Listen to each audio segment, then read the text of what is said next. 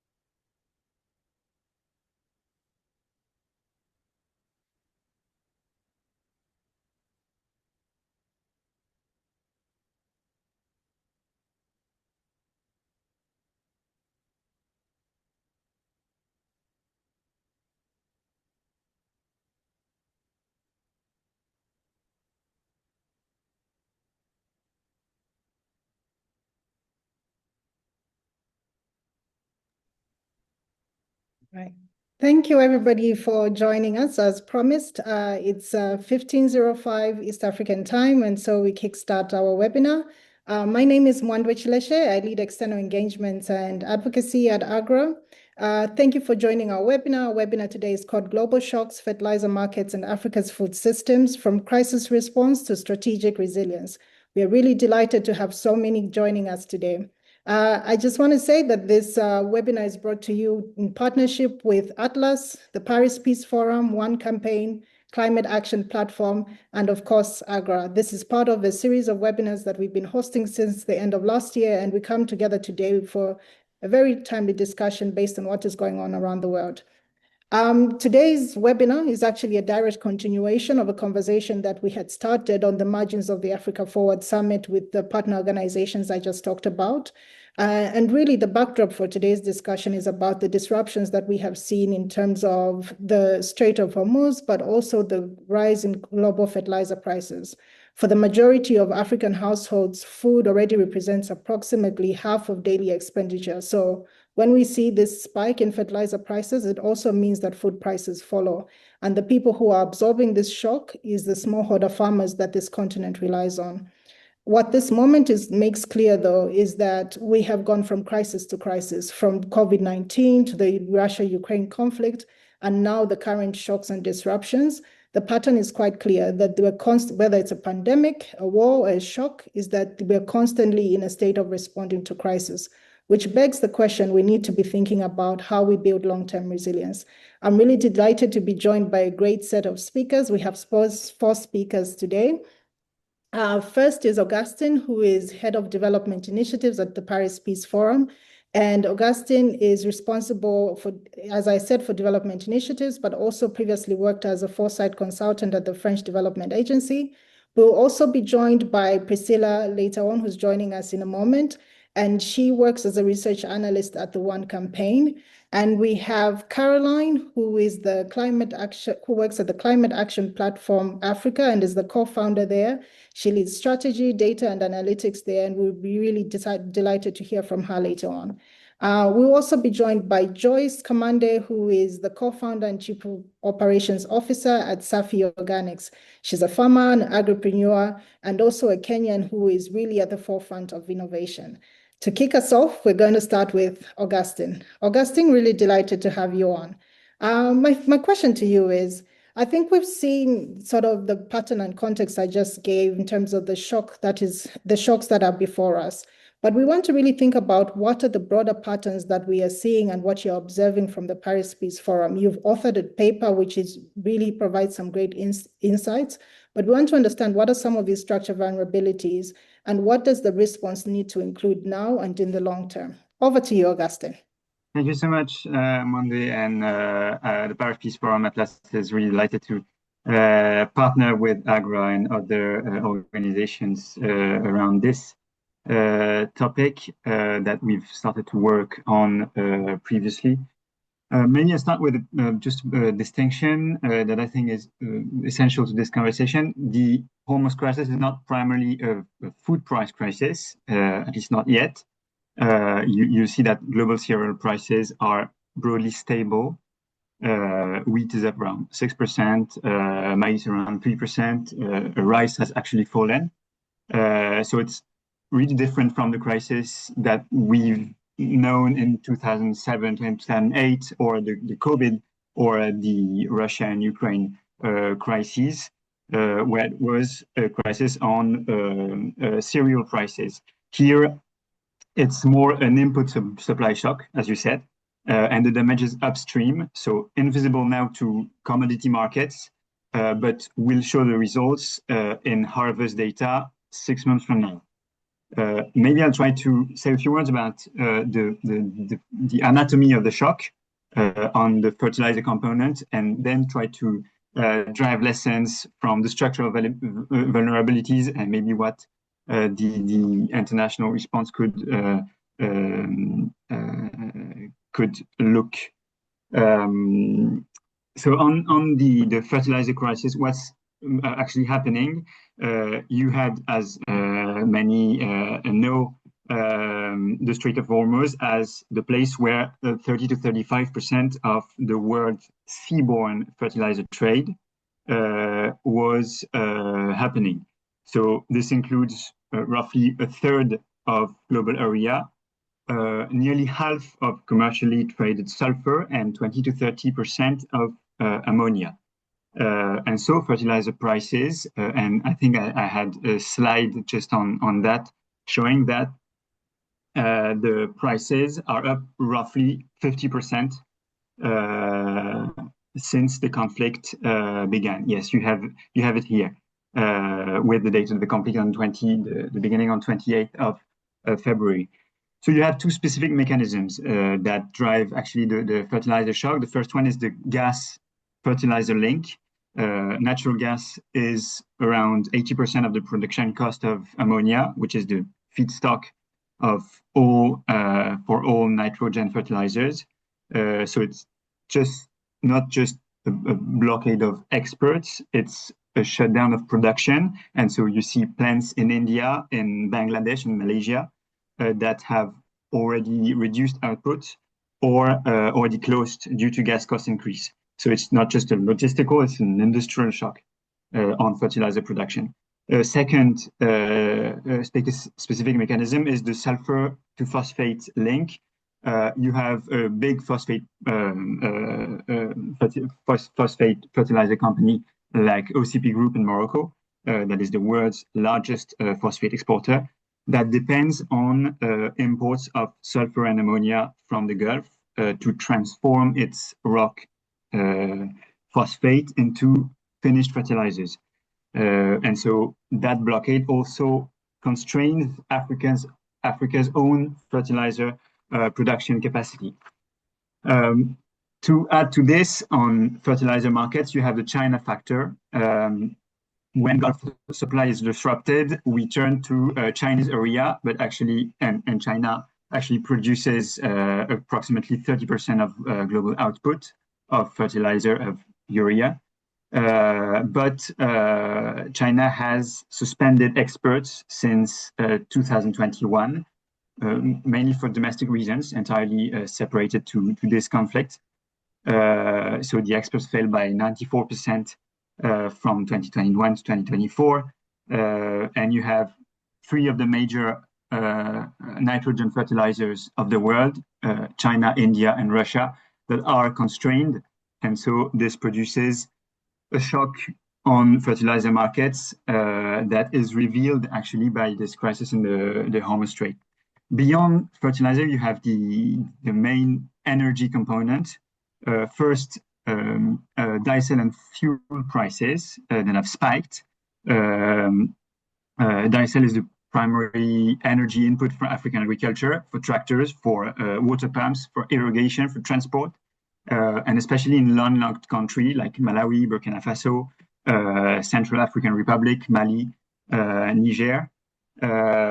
Fuel prices were already prohibitive in normal times, and it has now become impossible for many smallholders to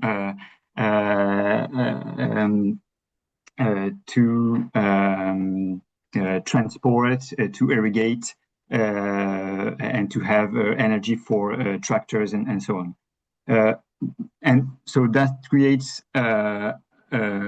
consequence on transport and logistics costs.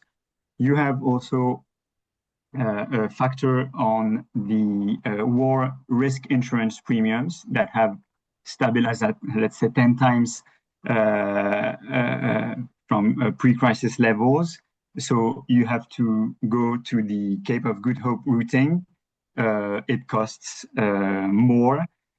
So for a food importing country in East Africa, the effective cost of a ton of wheat or urea landing at Mombasa, for example, has increased, not just because of the commodity price, as I said, but because of every link in the supply chain above it.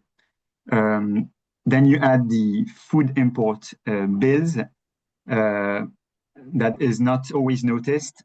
The Gulf states import around 80% of their food needs, and many of the suppliers are African countries.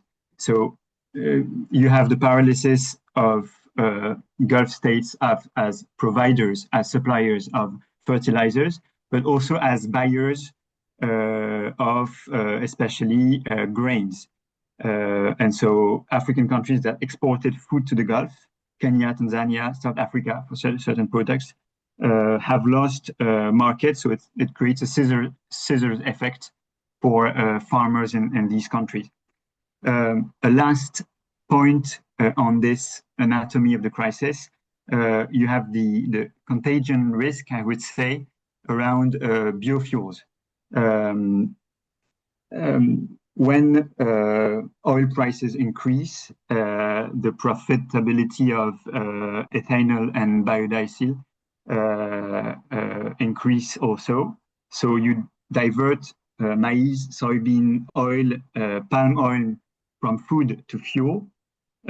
This is what happened in 2007, 2008.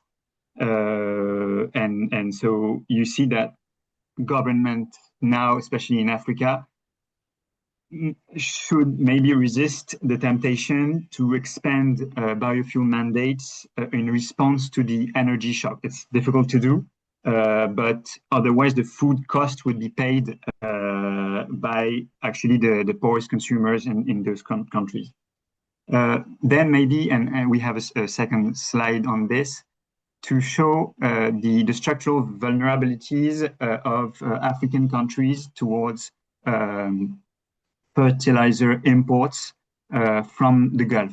You see here that countries like Sudan, Tanzania, Somalia, Kenya, Mozambique, but also Nigeria and some other ones were highly dependent on fertilizer import from the Gulf.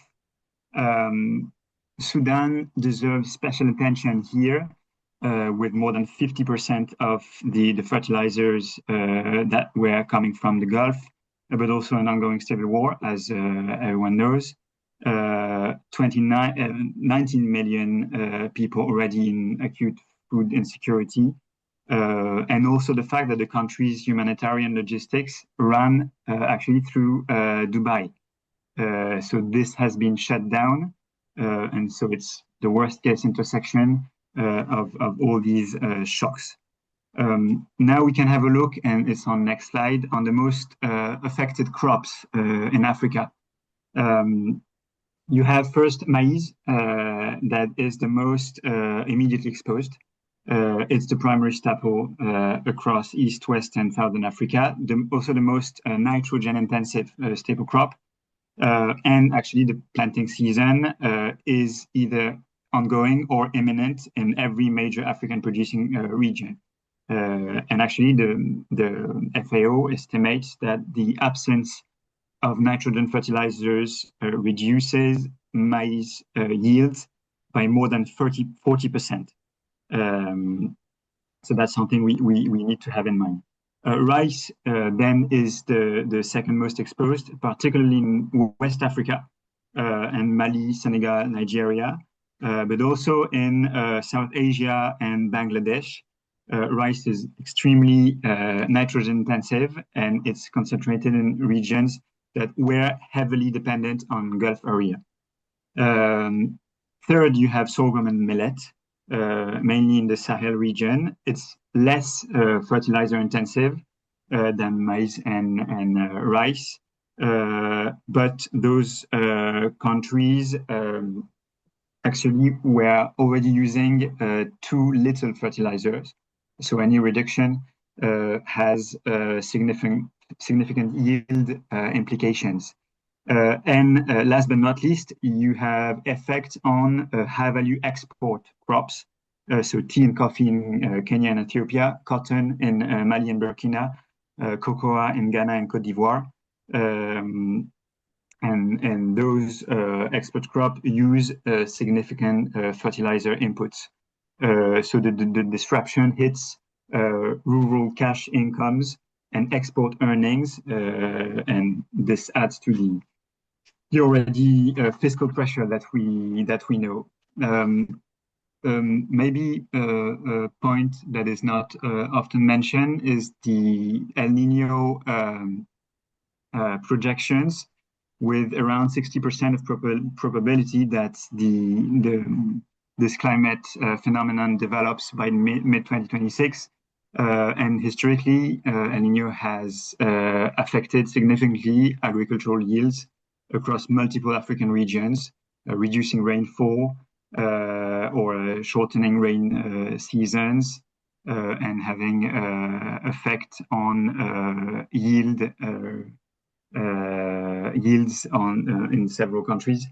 So the combination of fertilizer-driven yield reduction and El Nino weather stress is a scenario that concerns agronomists now.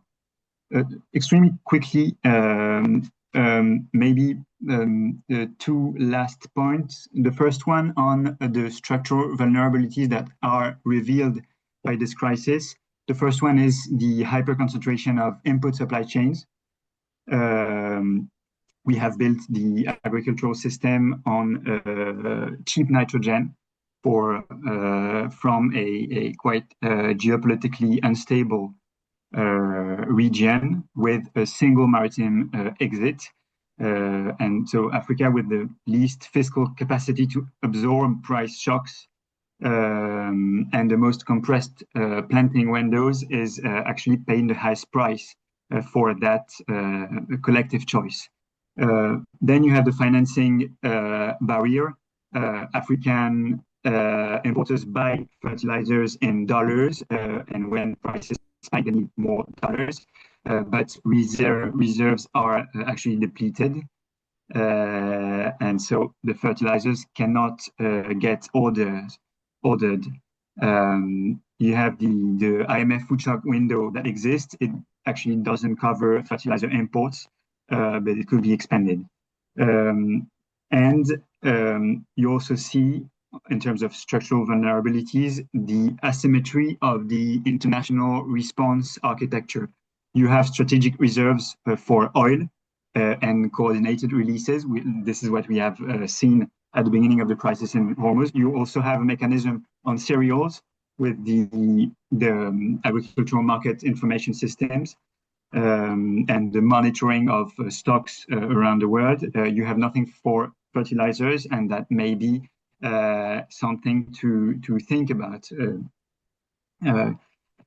Finally, regarding the response, you have 3-time horizons, but immediately try to unlock the fertilizer stocks in the Strait of Hormuz. The UN Secretary General has tried to launch an initiative that is still locked, but this may be one of the things that Iran and the US and others may discuss to, at least if the strait is not totally open, fertilizer stock release. On the near term, we need to think about building alternative supply chains. You have forces in Africa, Algerian gas, Nigeria's Dangote facility, North African producers, but also in Eastern Europe. But these needs long-term supply agreements, so no spot market purchases. But you can have regional procurement pooling through AFDB, ECOWAS, IGAD, that can reduce costs and have a collective bargaining power for African countries and regions. But this requires time. And finally, and I stop there.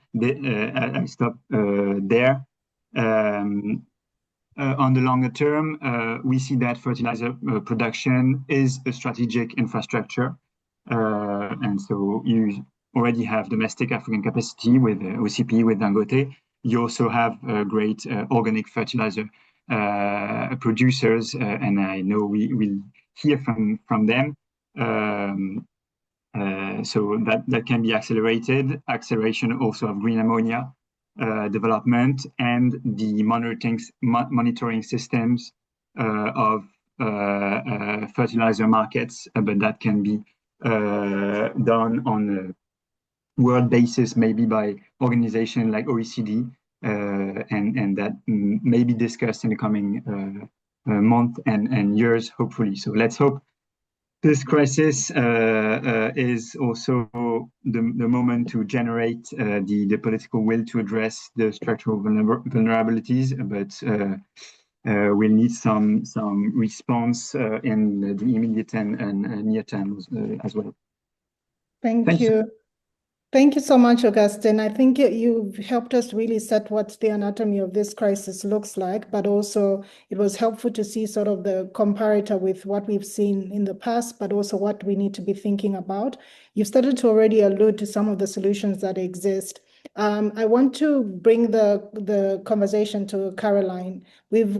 Having heard what Augustine has sort of presented, I really want to get the perspective of the Climate Action Platform Africa and some of what you were seeing. We had a really great discussion 2 weeks ago where some of the solutions that Augustine, towards the end of his presentation, talked about with sort of organic products, some of the local businesses that are starting up. I just want to hand over the floor to you just to give us a perspective that you have, but also what are the priorities that you have that you think are worth taking to scale?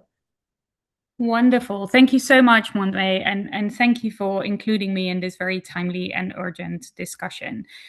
We at CAPA, that's short for Climate Action Platform Africa, we are a not-for-profit think tank and system orchestrator that works on climate positive growth. And I've got some really bad news, I've got some really good news, and I've got a call to action. First, the bad news, and Augustin spoke to a lot of it already, but I want to put a few finer points on the nature of this crisis. As Augustin said, it's a crisis of supply. Roughly 10% of global urea production capacity is currently down due to war damage and input shortages. And these are 24/7 factories, so whatever they make, if they are not operating, they can't catch up. More is at risk. That is about twice as much as Africa consumes, and that supply is simply not there. So we see the prices go up as different parts of the world compete for insufficient supply. And very basic economics tell you that the price will continue to go up until the demand has gone down by 10%. Because only then will there be enough supply for the demand. And that means that those that pay the least will not get the product. And that is African farmers. And there's a lot of debate around whether African countries can afford to pay more for the fertilizer. The very painful, very bad news is that there will always be somebody else able to pay more. African buyers are at the end of the demand queue. And as long as global supply is insufficient to meet global demand, supply will not come to the continent. So this is not a crisis of affordability. It's a crisis of being at the back of the queue, not being able to secure your supply. Thankfully, there's good news, because that's quite gloomy. Because the good news is that there are real alternatives that create resilience and agency for Africa. Those are alternatives that use local supply, deploy local production, and very crucially, do not compete on global markets. Those are products that the rest of the world doesn't come and buy from Africa, leaving Africa empty-handed. And some of those solution categories include organic fertilizer that uses local biomass and biochar, soil health restoration that uses biochar and enhanced rock weathering, biostimulants, which is a very sort of targeted intervention to plant growth, and distributed small-scale green ammonia production. And what each of those have in common is that they use local inputs, they can be produced in Africa, and as I said, they do not compete on global markets. There's even better news. Many of these help restore African soils. And in global comparison, African soils are more acidic and more often depleted, which means that even if you have inorganic fertilizer, the effectiveness of it is somewhat subdued. And it's important to restore that health so that the inputs are actually appropriately absorbed. So that's the great news. There are alternatives, and there are alternatives that create resilience and agency for Africa. And this is not future music. This is here. There is a slew of local entrepreneurs, anything from sort of much more community-driven to larger scale production for each of those 4 categories of solutions. But they're not at the scale yet that we need them to be at to have that resilience and agency and to not be impacted by shocks like this one and future shocks that will come. And therefore, that scale needs to be accelerated. And that's a building of an industry as much as it is building of companies. And therefore, a couple of things are really crucial in addition to all the hard work that the companies are doing. And we'll hear from Joyce and others about what individual companies are doing. But there's industry infrastructure that needs to be built, ideally without picking individual winners, because this is not about selecting one and scaling that, but it's about enabling an entire industry. And there are really 3 levers that are important to be pulled. The first is creating reliable demand at the right price. And that can be done with things like advanced purchase commitments, and that's where donors can come in, or it can be through subsidy eligibility. Many of these alternatives are not eligible to receive the same kind of input subsidies that imported fertilizer get. So it's not a level playing field. That doesn't cost the government more. It's just a matter of making that subsidy available to a wider suite of inputs that can have that effect. And both of those instruments, advanced purchase commitments and subsidy eligibility, again, do not pick winners. They can define the category of products that are effective, that they apply to, but within that, many different providers and many different businesses and initiatives can compete for the farmer demand. The second big lever to scale the industry is shared testing and formulation infrastructure. Especially with biological alternatives and organic alternatives, it's not one size fits everything. So the composition of the compost and the blend needs to be informed by soil conditions and crop type. So you need different blends for different circumstances, and soil testing, but also the research on the right blends is something that the entire industry needs, and no one individual company can easily afford to set up. Some of this infrastructure doesn't exist in the region or even on the continent. There are companies that send samples to outside of Africa for testing, which obviously is costly and drives delays and reduces agency. So that's another layer of industry building shared infrastructure. And then the third is a set of financial tools like blended finance solutions or concessional debt layered into existing financial instruments, so routed through local banks, for example, so that the cost of capital for these companies can go down. But again, we're not pitting them against each other in a fight where we pick winners, but we're trying to lift the tide or rise the tide that lifts all boats. So that's really the call to action. Let's put in place the things that help drive this and grow this industry, which is there, which is nascent, which is the right answer for Africa, not yet at the right scale, but definitely the solution that will contribute to resilience and agency. Thank you so much, Caroline. There's a line that is probably going to stick with me quite a lot, a crisis of being at the back of the queue. I think that's a really important point to reflect on. You started on the bad news, but you also led us towards sort of the good news. And on that good news point, this is where I want to bring in Joyce Kamande.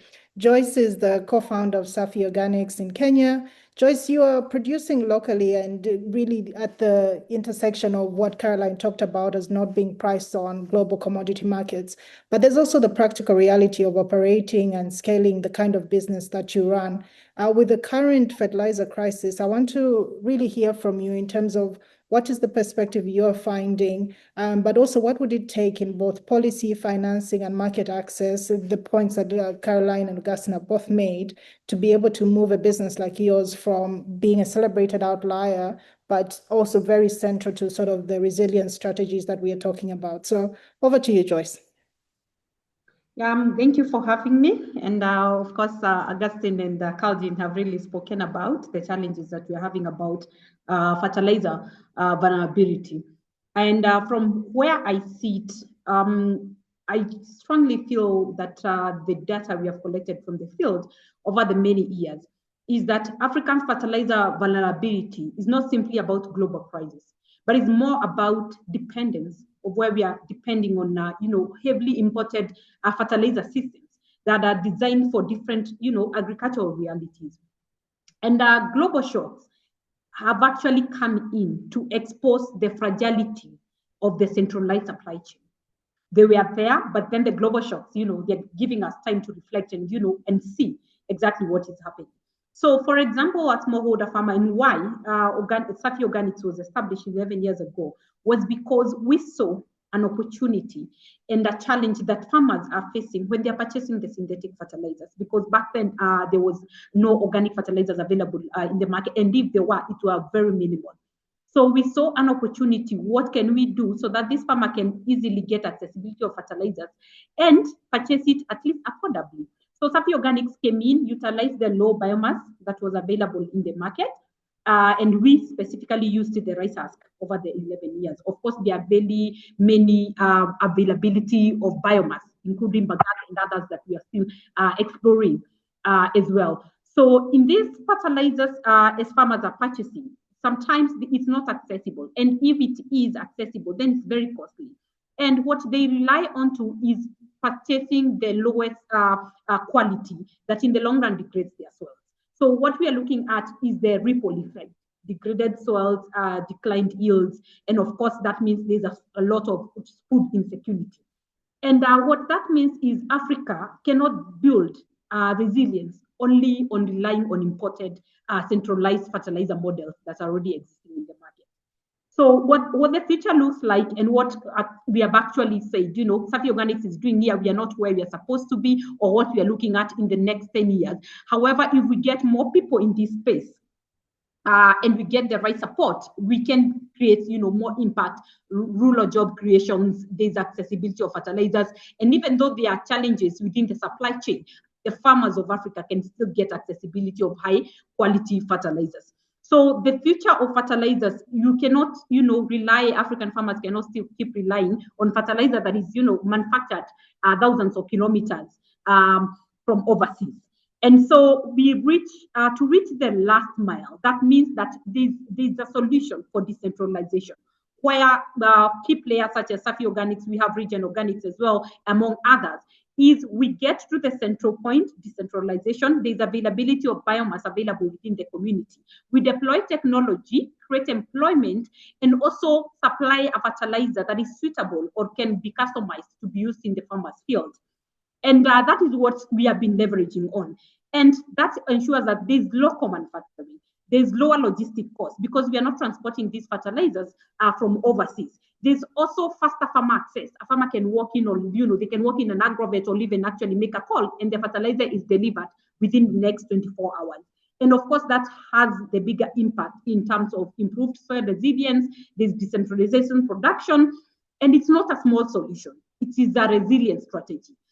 Because one mindset shift that is needed is centralization solution to decentralization production. And decentralization production is not an informal or a transitional, shift or the way of operation.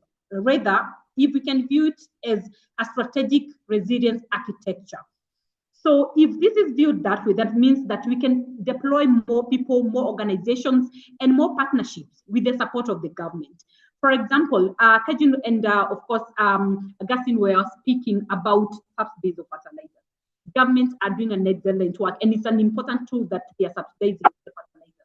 However, there's a gap. Organic, locally manufactured fertilizers are not being factored in that subsidy system. So it was only focusing on the synthetic reported fertilizers. That poses, a challenge because the fertilizers, for example, let me quote what is happening in the country. A farmer can walk in an agro or in the National Serious Produce Board, purchase sulfate of ammonia at 1,800, or rather some fertilizers at 2,500. But Safi Organics, for us to sell the fertilizer through NCPB, it can reach to the customer with around 3,000. So with the 500 gap, if the government can step in and we can compete, it's not a level, a leveling field where we are competing the synthetic because the prices are varying because it's subsidized. However, if we can employ this kind of subsidies to support local manufacturing, then that means that we can even make our fertilizer more cheaper when subsidized because as you're comparing the solution with non-subsidized fertilizers, the organic fertilizers are way more cheaper because, it's not subsidized. And so this also disrupts the supply chain because if a farmer can easily walk and can actually get accessibility of fertilizers, that means that they are becoming more active, they become more settled, and they can become, more productive in their farm. And there's reduced transport dependency and faster adaptation to local soil conditions. Because this fertilizer is for Africans, it's actually manufactured locally with a mindset and customization and even the trials that are going in the field to just be factored at this point. So fertilizer, Africa should not only ask, how do we import fertilizer cheaper, but rather look and flip that. How do we build an African nutrient system that are locally rooted and shock resistant? I think when we talk about soil degradation, we are no longer looking at it as an environmental issue. Right now, as we talk about soil degradation, that is an economical issue because, of the different factors, reduction of yields and everything. There's more moisture, there's not much retention of moisture in the soils with the drought and everything. So it becomes an economical issue. It was an environmental issue. However, as you try to look at it in the long run, it is an economical issue because if a farmer cannot farm good enough and they cannot sell more in the market, that means then there's there's not much money getting into their pocket. And so and then the current policy environment, it has also disadvantages the local climate smart fertilizer businesses like that.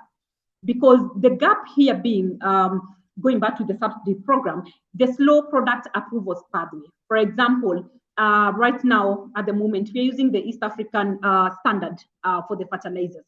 And that also brought some delays in terms of the, the trial of the government trying to incorporate subsidies of the fertilizer that are manufactured locally in the country. And what that means is that there's a bigger voice that is needed. So what we did as local fertilizer manufacturers in Kenya, we under association that is called Organic Fertilizer Input Manufacturers of Kenya under the brand name OFIMAC. So we had a sit down with the government, negotiated the terms, trying to, to work on the practicality from the back end. And so where we are at the moment in the agreement we have, there will be a relaunch of the tender back to the public, and there's a 15% allocation of the local fertilizer, allocation for the subsidy program, which is, it's a good step, because what that means is at least even it's a big encouraging point for the local fertilizer manufacturers, because there's a ready market, we can have a push, and the government can as well support us through that program. And the other thing is also the VAT and classification inconsistencies. There are some products that are affected on that, and then the limited standards for innovative health, soil health products. So there's a blend between the different government agencies that should be incorporated together so that it can be favorable for the existing manufacturers within the country. And then the powerful policy recommendation. There's more push that is needed from the different partners. So as we speak about the challenges in terms of cost, number one, I would say, being in this space for the last 11 years, it took us about the last 8 to 9 years to really get a good investment for us to get to the next stage. But however, when that investment came in, what's meant for us is we moved from a powder product to a granulated product.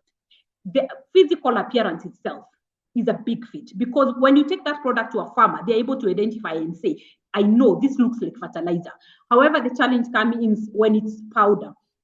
However, making that granulated product required a high input or actually investment upfront for technology investment.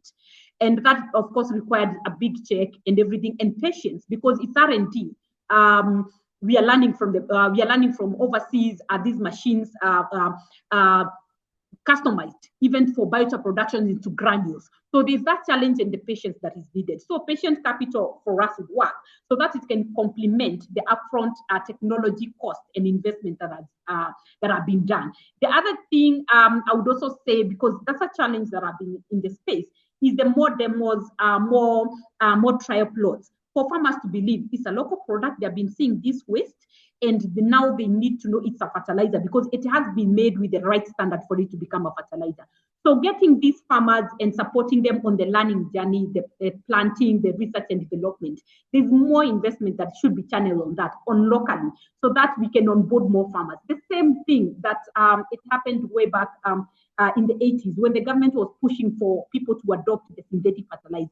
With the same movement, I really feel from where I sit that the government and the different partnerships should do the same thing or the same effort, or even explore more better efforts to ensure that the farmers can blend between the synthetic and even the organic fertilizers, because the challenge is there. Organic carbon is a challenge.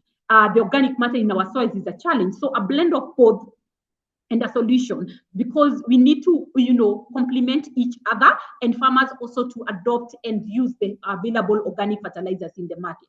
The other thing is enabling local manufacturing. When I say this is because when you purchase a machine, there's the high cost of electricity, high cost of labor, and everything that is intertwined. So if there be exemptions, even for local organic fertilizer manufacturers, to encourage more and to ensure that we boost our productivity.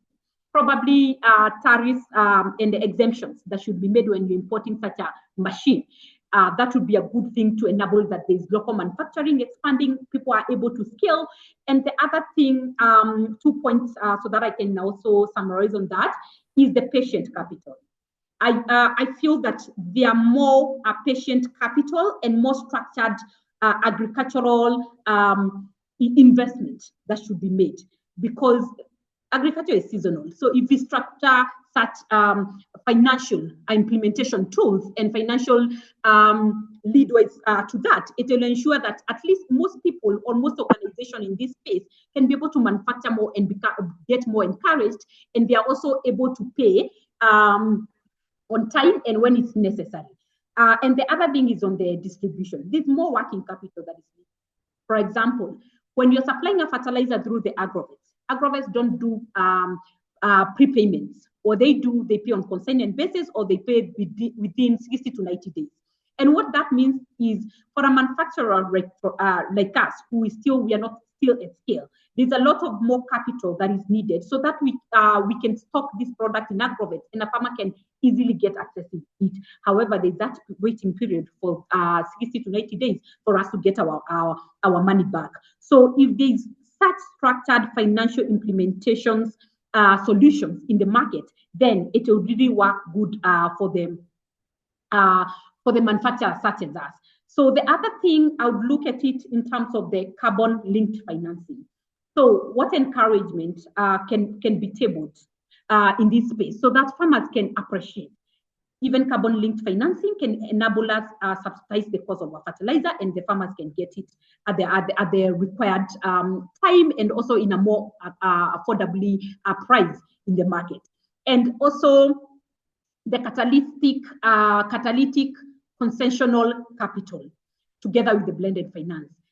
Which impact are we creating? Because if we blend that and also come in, and we can pull more people to come into this space, we can pull more partnerships to come into this space, because no matter how we want to avoid this, the need for capital is there and it's inevitable.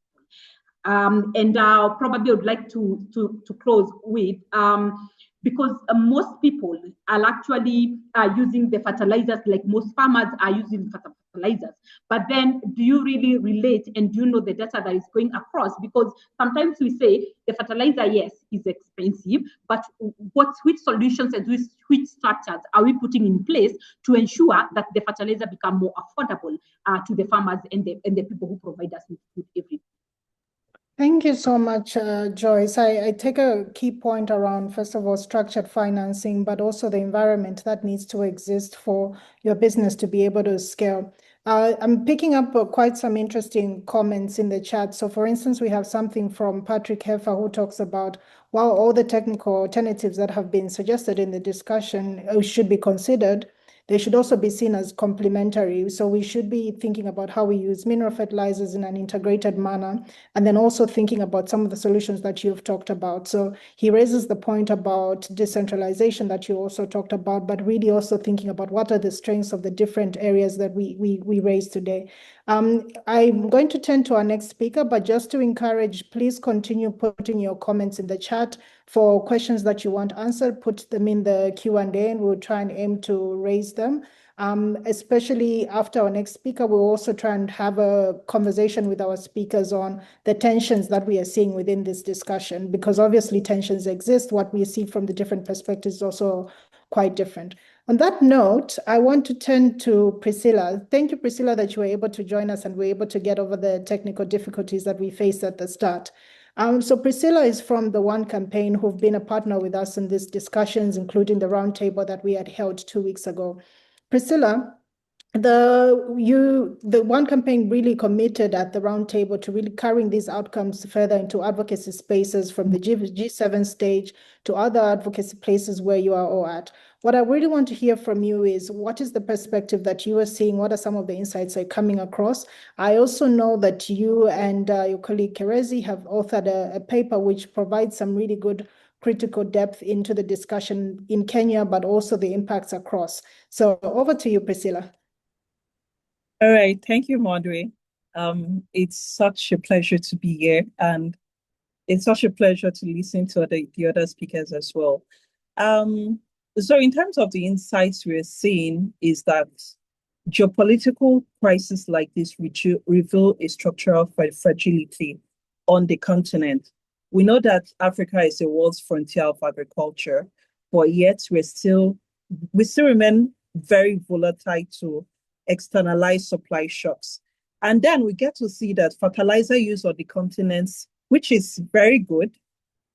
Fertilizer use enhances productivity of farmers, but we see that on the continent, fertilizer use is still very low. That's around less than 20 kg per hectare, as opposed to the global standard of 135 kg per hectare. So for this reason, one developed, and we see these geopolitical tensions over the last decade, ranging from COVID-19, ranging from the Russia-Ukraine war, ranging from the Strait of Hormuz problem, and then there's a financing aspect to this. We see that donor funding has been reducing, and this is the reason why one developed a flagship paper that is aimed at reimagining Kenya's agri-food financing future. And what were we seeing across our findings? We find that there's a declining donor fund and there's a tightening physical space. At the same time, we expect that agriculture should deliver on jobs, agriculture should deliver resilience, and agriculture should deliver growth. But some of the things, so what we did was to ask the question, what actually happens when financing starts to decline? And so we spoke to farmers, we spoke to agribusinesses, we spoke to people from financial institutions, we spoke to people from policymakers as well. We spoke to someone even in charge of supplying tractors as well. And what we try to find out is how the system behaves under stress. And our paper looks at three distinct objectives. First of all, the first thing we try to do is to map out the impact of international donor funds on Kenya's agri-food system. And the second thing we looked at is the political environment, the policies, and the bottlenecks that surround it, which is something I saw that Joyce tilted towards in our conversation. And the third thing we did was to propose a strategic pathway to some of the problems we see are reoccurring themes across each stakeholder we spoke to. And then there were a few things we uncovered. Innovation is not the problem. We already see people on the continent doing things. Joyce is one of those with Selfie Organics. Innovation is not the problem. We have the digital tools, we have the platforms, we have the new technologies, but the real challenge is getting all of these solutions to the hands of farmers at scale. Farmers' systems in Africa, in Kenya, and across other parts of Africa are still fragmented. Alongside, farmers are even invincible to financial systems. And then three things become critical. Excuse me. Three things become critical. Excuse me, please. So the things we are proposing is that we need to digitize farmer data, not just their information, not just their names, not just their farms, but we need to make farmers visible in the way that people who want to give them funds can easily reach out to them. And that's when the first speaker, Caroline, talked about blended finance. We need to make farmers visible. African farmers are still invincible to all of these components. Like I did mention, innovation is there, the open source platforms is there, the digital technologies are there, the local organizations are already there trying to build more fertilizers in, trying to do things to scale farmers, but we see that they are currently absent. What we need to digitize farmer data such that people that want to give them capital, people that want to give them funding, they are accessible to all of these things. And the next thing is that we need to build extension systems, which is ideally through public-private models in a way that they are able to reach farmers consistently. The word I'm emphasizing on that word consistently, because we do not want a situation where these farmers are not able to be reached out in a consistent and in a timely manner. And the thing is that we need to strengthen aggregation. We see that farmers are still fragmented. They exist in blocks. They don't know them. We don't know them. They don't know themselves. So we need to strengthen aggregation because scale can only happen through an organized system. And for us, the final piece, which for us as an advocacy organization, which we also take into the G7 is partnership. We need to reimagine partnership in Africa. There needs to be an overhaul of the partnership model in Africa. And because there's one clear lesson we learned, even from the findings of our paper when we spoke to stakeholders, is that the old models the old model that donors used in the past is no longer sustainable. It's not going to be useful anymore.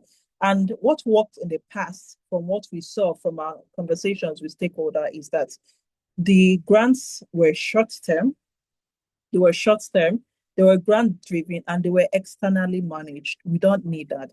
We don't need grants that is externally managed. We don't need grants that is short-term, and we don't need grants that is short-term as well. And so what we need going forward, like I did say, is a complete overhaul of the system such that the system is locally owned. We want donors to partner with local institutions. We don't want them to do things on their own. We don't want them to be system actors. We don't want them to be facilitators. We want them to work with the local people. We want them to work with the government because they understand the bottlenecks around the system. They understand the problem. They understand the challenges more. So we need a donor system that is locally owned and locally guided as well. And next thing, we need financing models that are co-investment, not substitution. By this point, I mean to say that we need some form of commitment, even from farmers, even from aggregators, even from the governments, a form of co-investment from these people with donors, so that donors don't see it as a fact that they're giving Africa aid again. Because Africa needs to own the system. So there actually needs to be that co-investment between all of the three parties. And then we need partnership that focuses on institution building and not bypassing them. What we've seen in the old model is that partners wanted to bypass these institutions, but we need partners who want to drive those institutions, who wants to strengthen them, and who wants to make them active and functional.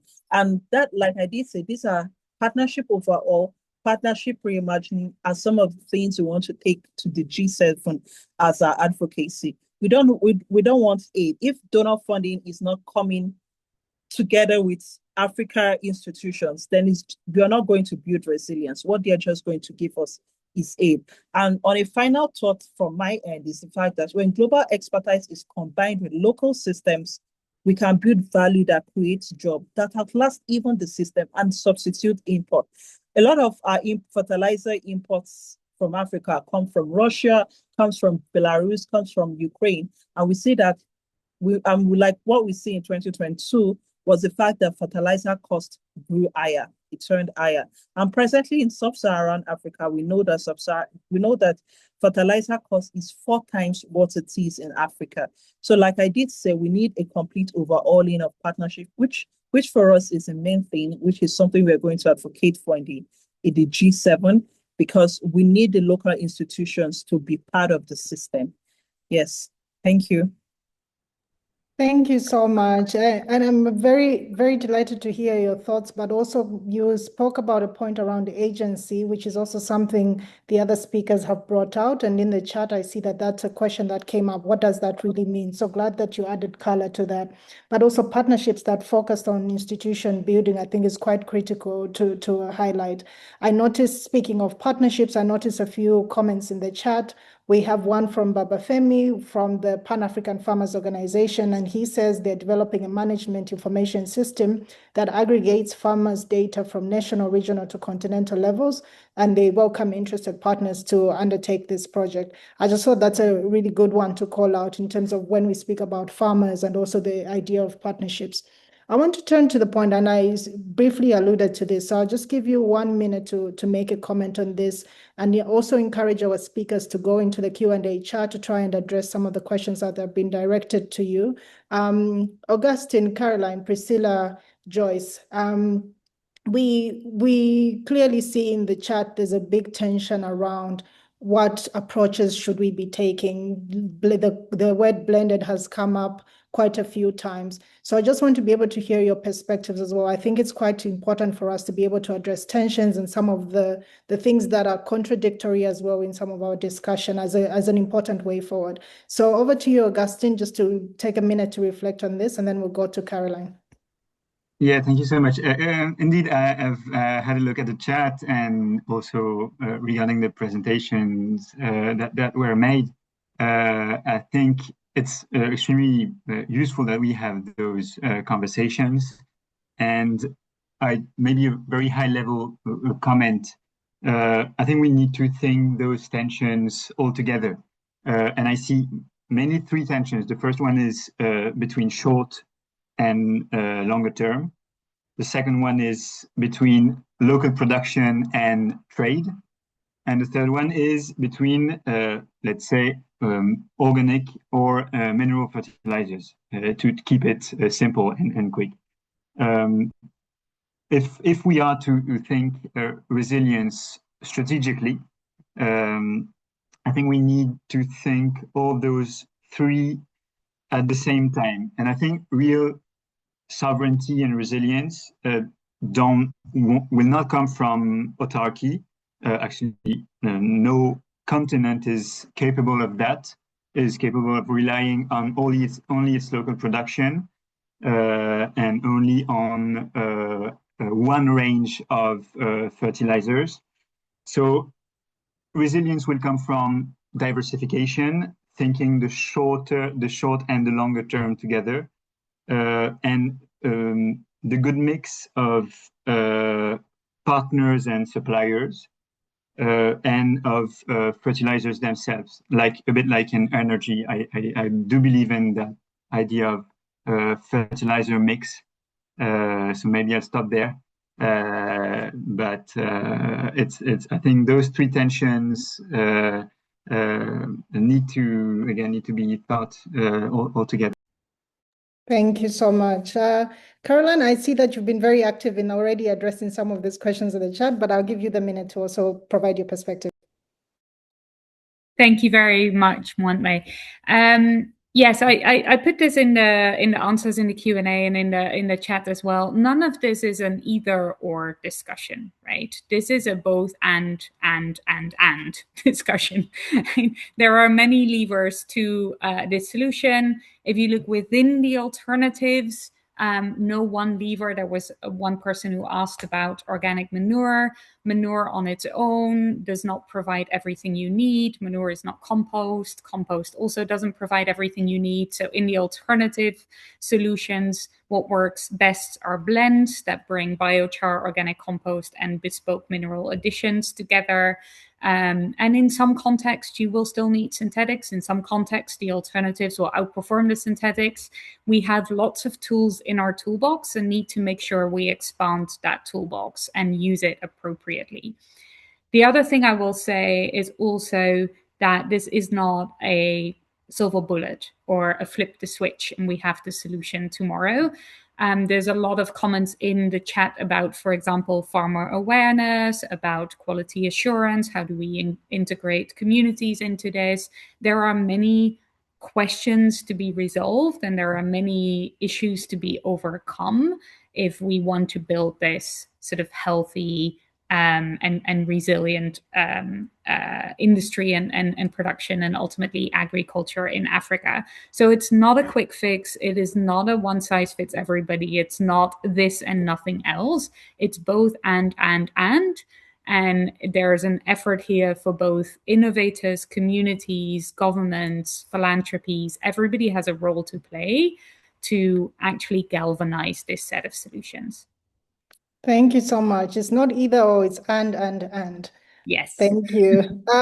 Joyce, I want to come to you. Also, your perspective on some of the tensions that people have raised. I think Augustine helped us really summarize the three areas: short-term versus long-term, local versus trade, organic versus mineral. Just your perspective on it. 1 minute. Yeah, happy to be living at this time where we are having this conversation and people are so much open to talk about it. So that means that we are heading in the right direction. And for me, I will over insist on a collective action across the whole, supply chain, from production, distribution to adoption. And look at it rather than, farmers saying, even though I use this, I'm not able to increase yields or I don't have the market. Because if you're looking at it from the production to the market, then what is the advantage and what are some of the, incentives that are being given to the people doing in the manufacturing or people who are adopting to these, awakening calls or special calls as starters so that they can encourage more pull. And of course, that means there's a lot of partnerships that should be aggregated. We cannot do this alone. So there's need for the government to not only talk, but to actually walk it. The other thing, the adoption by farmers to really appreciate the local production and ensure that there's a change of narrative. Then thirdly, even for us who are saying that, we are doing this and this, how can we change these narratives and get the story out there so that everybody can know this system exists, there are pathways and there are steps that are being taken to ensure that we're heading in the right direction. So my call is that we do collective actions across all the stakeholders so that we can head in the right direction. It's not a one day thing. We cannot achieve this within the first year because anyway, we have been doing this for a very long time. So there's patience. There's patience in terms of patience that is needed across board because we have been destroying the soils for many years. There are things that have been happening that are not supposed to be working. Maybe they worked then, but now they're not working. So what is the shift that is needed across the board? So it's collective action and collective, pulling in and everything that we can get within the available resources to ensure that we bring everybody to the same table and so that we can have the same mindset. Thank you so much. Priscilla, just your thoughts on some of the tensions that have been surfaced. Thank you, Mwandi. So I'm going to lean on some of the insights the previous speakers have spoken about, and it's something I see reemerging also in our findings and our conversations with stakeholders as well. So it's a collective action. It's not something one person will drive alone. It's something that even the government needs to partner with.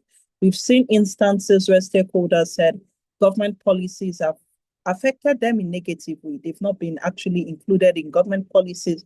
So it's a collective action. And I also think that the government or even donors have to have a way sort of give grants to farmers. As it is on the continent, farming is not seen as profitable. Many people don't want to go into farming. And like I did mention, the agricultural system is now expected to drive jobs, to provide resilience and growth. But as it is now, farming is unattractive. But then there needs to be a collective action.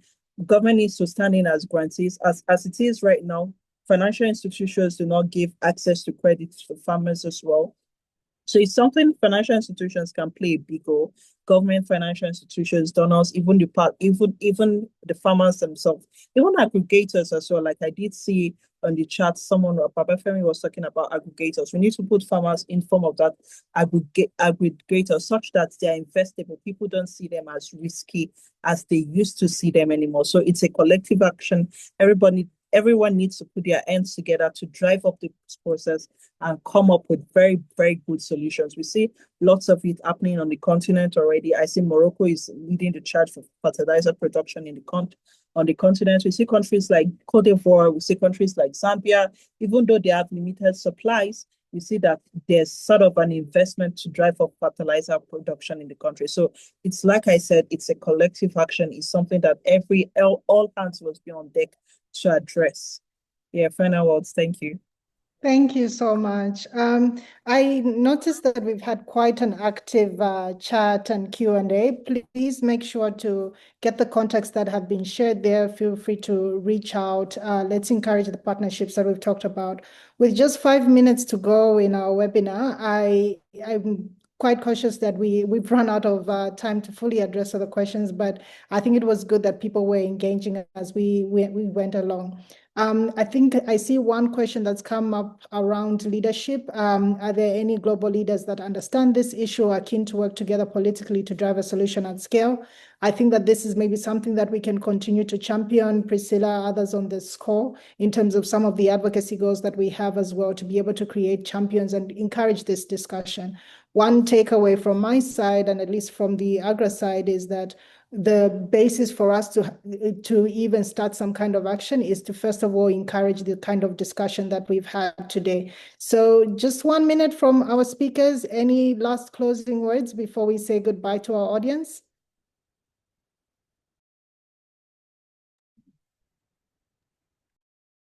Augustine, you look like you're smiling. You can go ahead. No, nothing to add to the great discussion. Just to repeat, maybe just to close on the fact that African countries, stakeholders, partners will need to think that strategically, I think, and mixing those three aspects that we've all mentioned on the temporality, the mix of energy and fertilizer, and the tension between producing locally and continue to trade with other partners in the world. But I actually do believe the governments have this in mind, but they'll get some extra power if they're able to align themselves and think with and speak with one voice in international organizations, WTO or others. Thank you so much. I'm going to end there. All of our speakers have provided the context. Please do feel free to reach out. There's quite a number of you that also reached out with papers that you have done yourselves or that your organizational positions that you have put out. We are really keen to hear this information, and the team at AGRA is also tracking a lot of this discussion. We have colleagues on the chat who are also been really engaged that are from AGRA that will make sure to pick up some of these conversations with you. On that note, I want to thank Atlas, the Paris Peace Forum, One Campaign, the Climate Action Platform, and Safi Organics for having this conversation with us. We plan to have a follow-up conversation on this topic and others on 25th of June, so really looking forward to seeing you there. Any questions that you feel like might not have been answered, send them through and also come to our next webinar. On that note, thank you very much. Good afternoon, good evening, good morning, wherever you're joining us from the world, and bye-bye. Thank you. Thank you. Bye-bye. Bye. Thank you. Bye. Bye.